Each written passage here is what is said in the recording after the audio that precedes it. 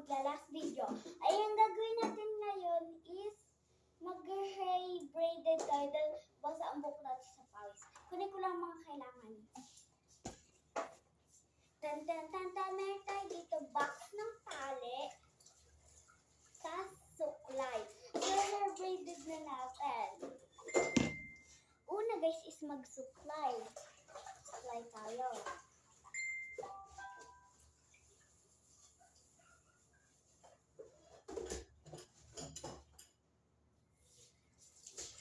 And then, mag-braided muna tayo ng hair. So, guys, mag-braid muna tayo. Kahit hindi na kayo pumunta sa salon para magpa-braid, kayang-kaya. Try nyo lang mag-braid ng sarili nyo. Lalo na kung mahaba buhok nyo, tas kulot. Since, naman, mag-braid naman ako ng hair, dapat, hindi kasi ako kulot, guys. Mag-braid lang naman ng hair, eh. Kaya, yun na. Kahit yung kulot, mag-braid ako ng hair. Dahil basta naman yun kasi yung buhok ko. Kasi, dun sa pawis kanina. Kaya mag-braid lang ako sa sarili kong hair. Dahil, di naman kami makapunta ng salon. Kaya mag-braid. So, ayan guys. Nagka-braid na ako ng buhok. So, titirintasin natin siya. Hindi naman ako marunong magtirintas ng buhok. Kaya patuloy-tuloy lang tayo sa pag-braid. So, ganito lang guys ang pag-braid. Dapat tirintas pa yan kaso hindi ako marunong magtirintas. So, let's go tuloy-tuloy lang tayo sa pag-braid.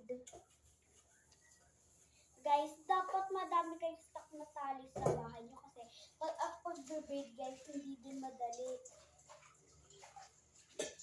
So, kukulutin ko na lang yung buhok ko.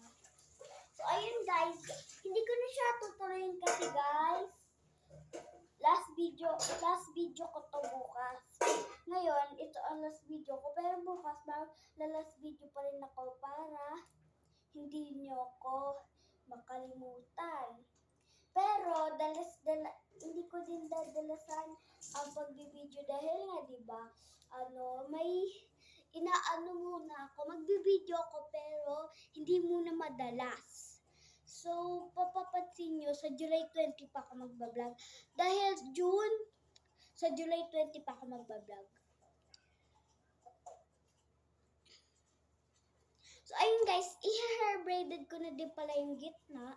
Kasi guys,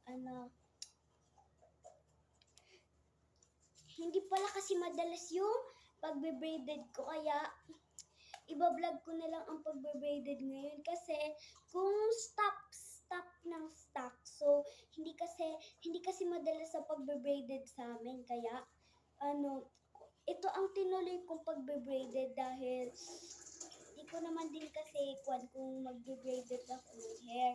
So, na-realize, kasi sabi nung nag-comment guys, shout out sa kanya kay Marie Josie Ella.